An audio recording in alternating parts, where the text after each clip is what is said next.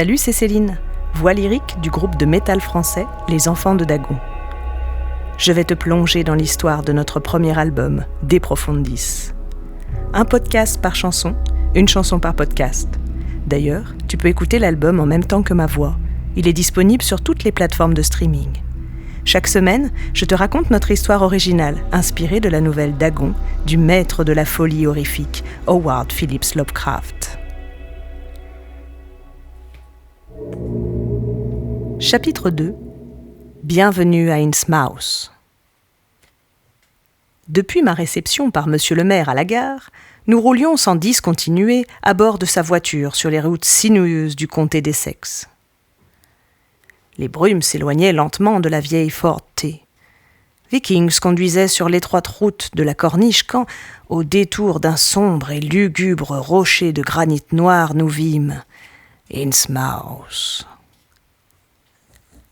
La ville au loin était couverte de brouillard et d'ombres fantomatiques. Elle faisait face à l'immensité d'un océan sinistre qui me semblait rempli d'une eau sombre, d'un bleu obscur. J'avais la sensation que quelque chose d'indicible rampait en cet endroit. Je ressentis une sorte de mélancolie latente à la vue de ce vieux port délabré. La voiture s'arrêta sur ce qui m'apparut être la place principale. Cette dernière était entourée de bâtiments aussi vétustes et lugubres les uns que les autres. Un comité d'accueil m'attendait patiemment en un conglomérat de petits bourgeois. J'avais l'impression de vivre une revue de caserne comme pendant mes années de service militaire. Ils me regardaient avec leurs yeux exorbités, me fixant comme pour essayer de lire dans mon âme.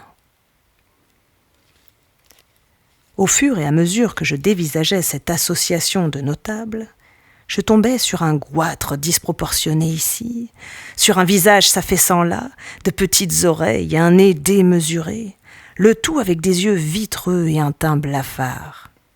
En mon fort intérieur, je me disais « Quelle triste réalité que la consanguinité !»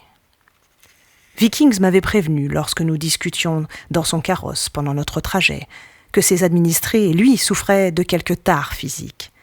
Mais je devais admettre que le Seigneur me pardonne, que j'avais été choqué par de telles bizarreries sur leur faciès.